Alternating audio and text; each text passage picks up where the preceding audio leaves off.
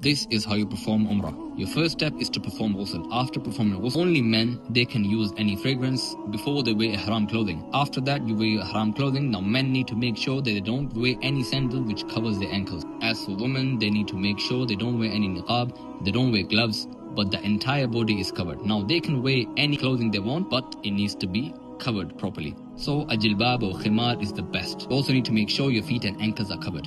After that, you can pray 2 rak'ah. Now these 2 rak'ah is not to enter the state of ihram, but these are after you make wudu. You can do this during the flight, or you can do it at the airport if they have prayer facilities available. After that, you are reaching miqat, and upon reaching miqat, you enter the state of ihram by reciting this, which is labbaik Allahumma bi Umrah. After reciting this, you have entered the state of ihram. Now, if someone fears that they can become ill or they cannot complete their umrah due to any reason, they can also add this: Allahumma mahilli haythu habastani. If due to any reason you cannot complete your umrah, you can exit the state of ihram without having any penalty. After that, you can keep reciting this talbiyah until you reach the Kaaba. So you say this often: Labbaik Allahumma labbaik, labbaik la sharika laka labbaik, innal hamda wan ni'mata laka wal mulk la sharika lak. These are some of the forbidden acts that you should be careful of.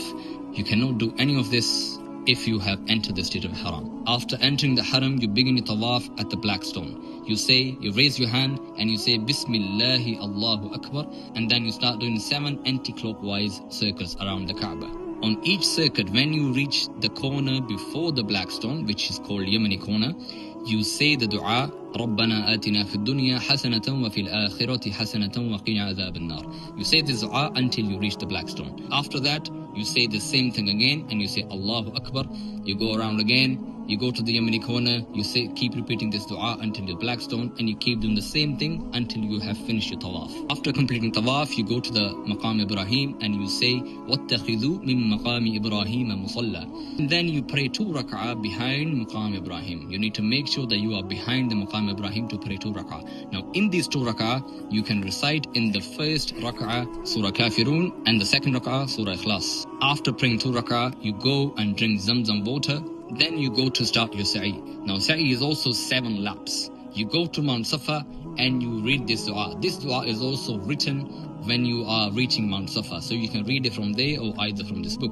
When you reach Mount Safa, you make the dua. So you say this zikr and then you make the dua. So zikr, dua, and then zikr, and then you go to Mount Marwa. When you're reaching Mount Marwa, you will see these green lights. Men are supposed to run on those green lights, but if you're worried that your family is with you or maybe you are with some elders, you don't have to run, you can just stick to them. After reaching Marwa, you do the same thing again. So you same dhikr and make any dua, and then the dhikr, and then make any dua, and then dhikr, and then you go towards Safa again. So you keep doing this until you have finished 7 laps. So Safa to Marwa, first lap, Marwa to Safa, second lap, and so on, and then you finish your lap on Mount Marwa. And then you go to trim your hair or shave your hair.